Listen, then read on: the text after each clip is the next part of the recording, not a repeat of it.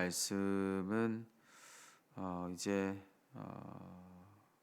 다윗을 다시금 이제 왕으로 이제 세우고자 하는 그런 장면입니다. 이제 왕좌에서 스스로 물러나 그 압살롬으로 인하여서 이 도망길에 가던 이 다윗 다시 이제 왕궁으로 돌아오는 이제 그런 장면이 오늘 이제 이 본문의 말씀이 되는데요.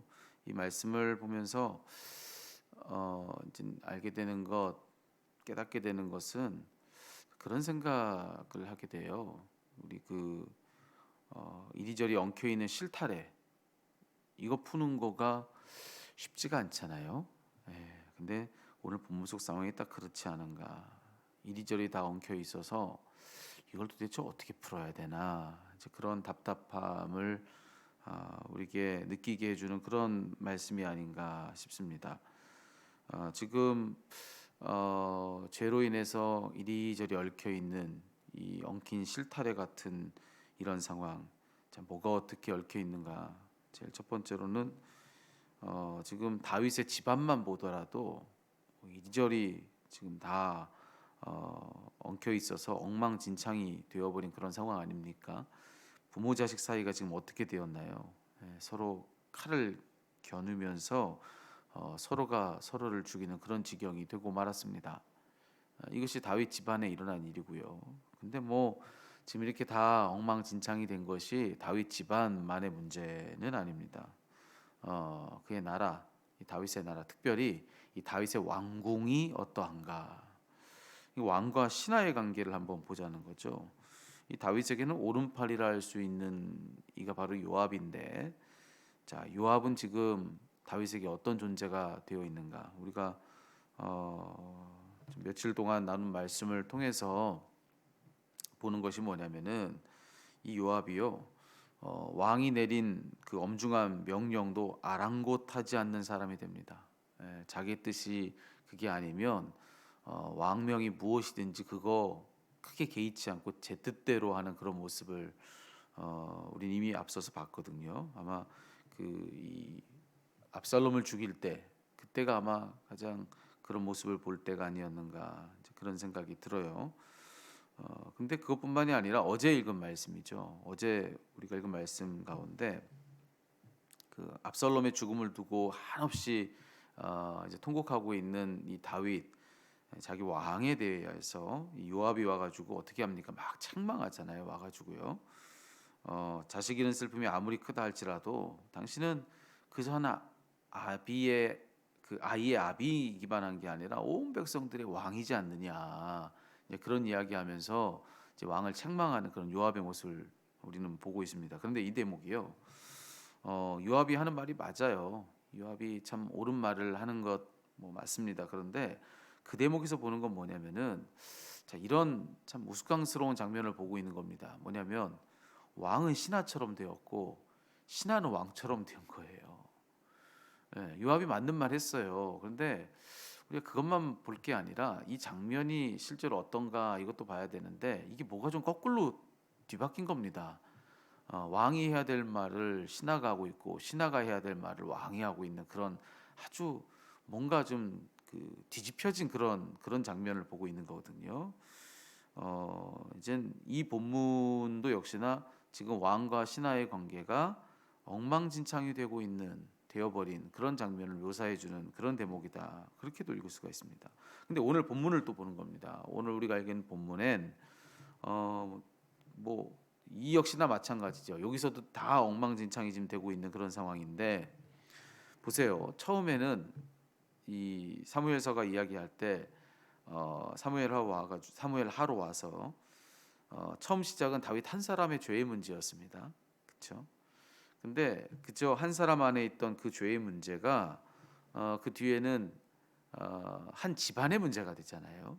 그게 막 부모 자식 간의 관계를 다 망쳐버립니다. 근데 또 그게 나중에는 어떤 문제가 되느냐면은 이제 다윗 왕궁의 문제가 됩니다. 이제 왕과 신하의 관계를 다 엉망진창으로 만들어 버리는 그런 문제가 되더라는 거죠. 근데 그렇게 다윗 한 사람의 문제가 점점 더 큰 문제가 되는 것을 지금까지 지금 보고 있는 거예요. 그런데 오늘 이 본문에 보니까 이 문제는 이제 와서는 온 백성들의 문제가 되고 있는 것을 우리가 보고 있는 겁니다. 자, 한 사람의 문제가 한 집안의 문제가 됐고요. 그 문제가 이제는 한 왕궁의 문제가 됐고, 그 문제가 이제는 한 나라의 문제가 되더라. 이건 겁니다, 지금요. 자, 뭘 두고 그렇게 말씀드리는 거냐면 오늘 본문 전반부에 나오는 말씀인데, 이스라엘 모든 지파 사람들이 지금 다시금 다윗을 왕으로 세우고자 하는 겁니다. 그들이 이전에 한 일은 하나님께서 친히 기름 부어 세우신 왕 다윗을 버린 거죠. 그를 버리고 그들 스스로 압살롬에게 기름 부어서 그를 자기들의 왕으로 삼은 겁니다. 이게 이스라엘 사람들이 이전에 했던 일입니다. 그런데 오늘 이 말씀에 보니까요, 그렇게 압살롬을 자기들 스스로 기름 부어서 자기들의 왕으로 세우려 했던 이 이스라엘 사람들이요, 이제는 다시금 자기들 스스로가 또 다윗을 불러내어서 다윗을 다시 그들의 왕으로 세우려고 하는 그런 장면인 겁니다. 그냥 언뜻 보면 이 문제는요, 이 장면은 이전에 있던 어떤 문제가 해결되고 또 봉합되는 그런 장면처럼 보일 수가 있습니다. 하지만 잘 살펴보면 사실 그렇지만도 않아요.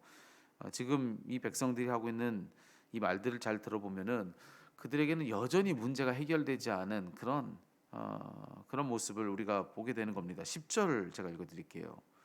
자, 이스라엘 사람들 이렇게 얘기합니다. 우리가 기름을 부어 우리를 다스리게 한 압살롬은 싸움에서 죽었거늘 이제 너희가 어찌하여 왕을 도로 모셔올 일에 잠잠하고 있느냐, 이렇게 되어 있습니다.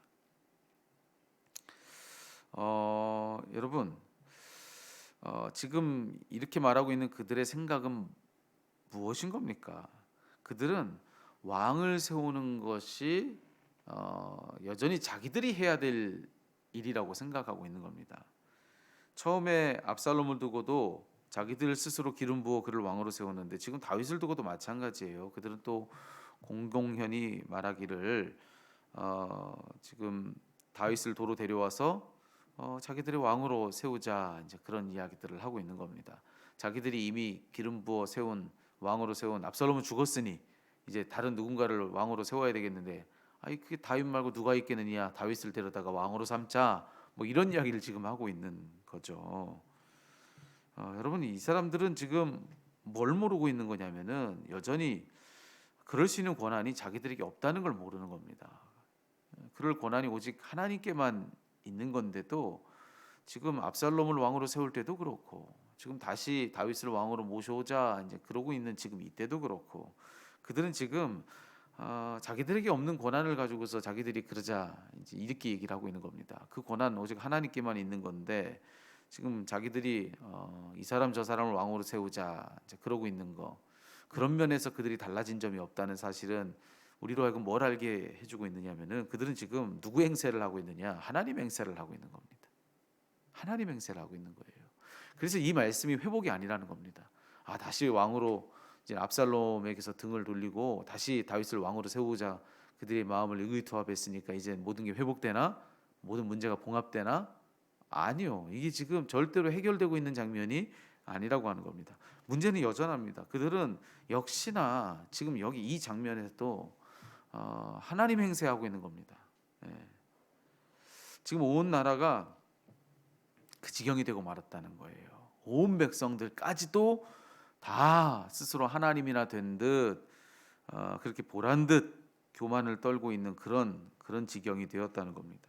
그렇게 온 나라 백성들까지도 다 저마다 하나님 자리에 서서 이러쿵저러쿵, 여러분 그랬을 만큼 지금 한 나라가 완전히 망가져 버린 그런 상황, 이게 지금 오늘 본문이 고발해주고 있는 그런 그때의 상황이라고 하는 거죠. 여러분, 우리가 여기서 보는 건 바로 이거예요. 여러분, 한 사람의 죄가 얼마나 무섭습니까?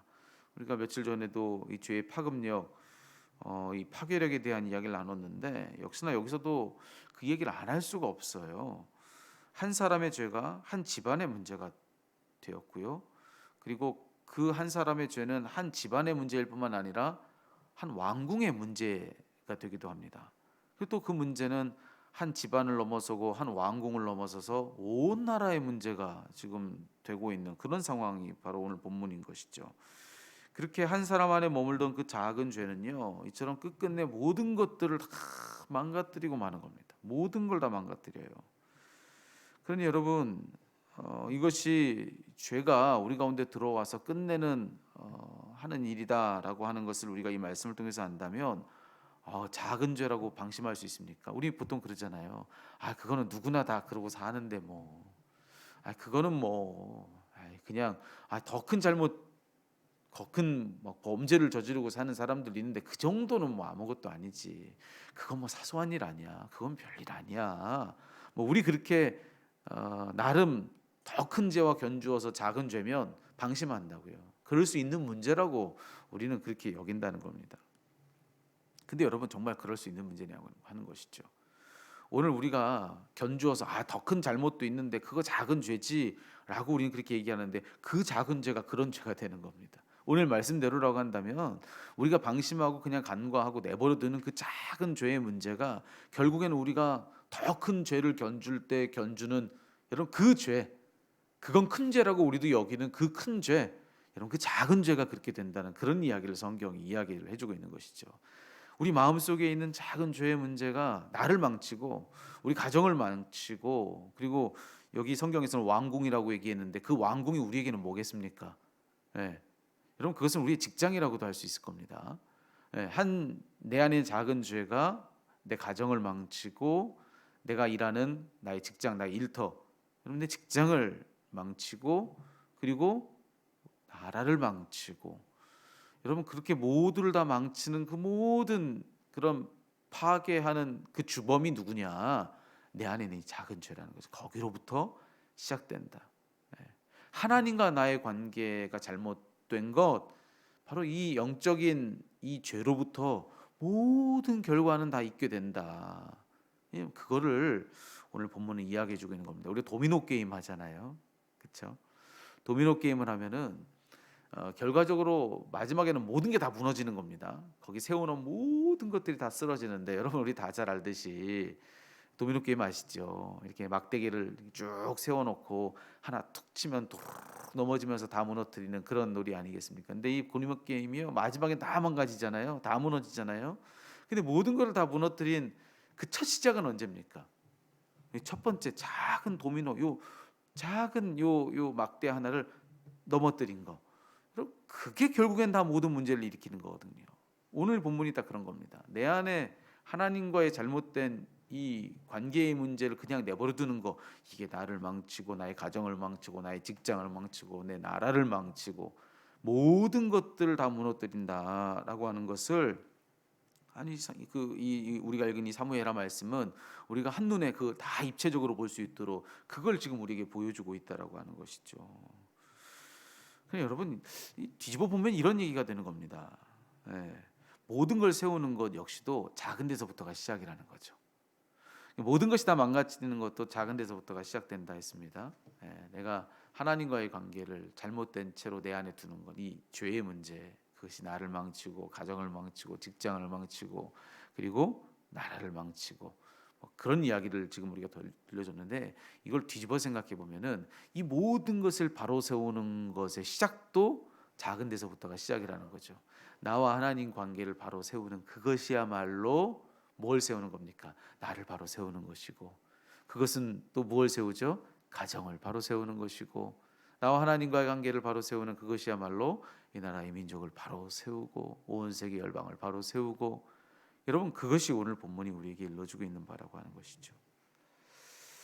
여러분 내가 속한 모든 그 고처를 다 세우고자 한다면 내 인생을 세우고 내 가정을 세우고 내 가정의 자녀들이죠. 내 자녀들을 바로 세우고 그리고 내 일터를 바로 세우고 내 나라 세우고, 여러분 그러기를 누구보다도 바라는 건 우리 스스로인데, 여러분 그러기 위해서 시작은 바로 하나님 앞에 나를 바로 세우는 그것이라고 성경은 이야기해주고 있습니다. 여러분 오늘 이 말씀이 우리에게 들려주고 있는 이 교훈을 깨닫고 오늘 하루 그 모든 것을 다 바로 세우기 위해서 오늘 한날 하나님 앞에서 나를 바로 세울 수 있는 저와 여러분 되기를 간절히 소망합니다. 그것부터가 시작입니다. 모든 것이 다 망가졌다면 여러분 눈으로 지금 무언가 망가진 걸 보고 있습니까? 무너진 걸 보고 있습니까? 뭔가 막 뭐 이 실타래가 막 엉켜 있어서 도대체 이걸 어디에서부터 풀어야 될지 모르겠습니까? 어느 선을 잡아 당겨도 더 묶이기만 하고 도대체 풀리지가 않습니까? 여러분 이 모든 엉킨 실타리를 푸는 첫 시작은 무엇이냐? 하나님 앞에서 나를 바로 세우는 것부터 시작입니다. 하나님 앞에 엎드리고 겸손히 그분을 구하고 그분의 뜻을 바라고 그분께 순복하고 그분을 기대하고, 여러분 우리가 하나님 앞으로 나와서 엎드리는 바로 그거부터가 그분 앞에 나를 바로 세워 내가 있어야 될 자리에 나를 세워놓는 것, 그거부터가 이 모든 엉켜 있는 것을 풀어내는 첫 시작이다. 이런 걸 기억하시고 오늘 그렇게 그간에 묶여 있었던 그것들을 거기서부터 그렇게 풀어내기 시작하는 그런 저와 여러분 되기를 간절히 소망합니다. 그럴 때 소망은 무엇이냐? 여러분 이것을 그냥 우리가 푸는 문제가 아니라는 것입니다. 주님이 풀어주세요. 예. 여러분 우리가 주님 앞에 우리를 바로 세우고 주님께서 우리에게 역사하시도록 우리의 속을 내어드리면 그때부터 우리 안에 역사하시는 주님의 일이 있다는 것입니다. 그분이 풀어내십니다. 그분이 풀어주세요. 여러분 그걸 꼭 기억하시고 그분이 우리 안에서 마음껏 일하시도록 우리를 먼저 그분 앞에 바로 세워놓는 그런 저와 여러분 우리 모두가 다 될 수 있기를 간절히 소망합니다. 모든 것이 작은 데서부터가 시작이다. 다 무너지는 것부터 또 작은 데서부터 시작. 모든 걸 다시 다 세우는 것도 작은 데서부터가 시작. 그러니 그 어떤 일을 두고 우린 자꾸 그렇게 얘기하거든요. 나 하나 한다고 되겠어? 네, 나 하나 한다고 됩니다. 그것이 성경이 말해주는 진리입니다. 나를 바로 세우는 거, 내가 먼저, 나부터가, 여러분 그것이 모든 것을 세우기도 하고 모든 것을 허물기도 한다는 걸 기억하고 거기서부터 그분의 일을 시작하는 저와 여러분이 모두가 다 되기를 살아계신 주님의 이름으로 축복합니다.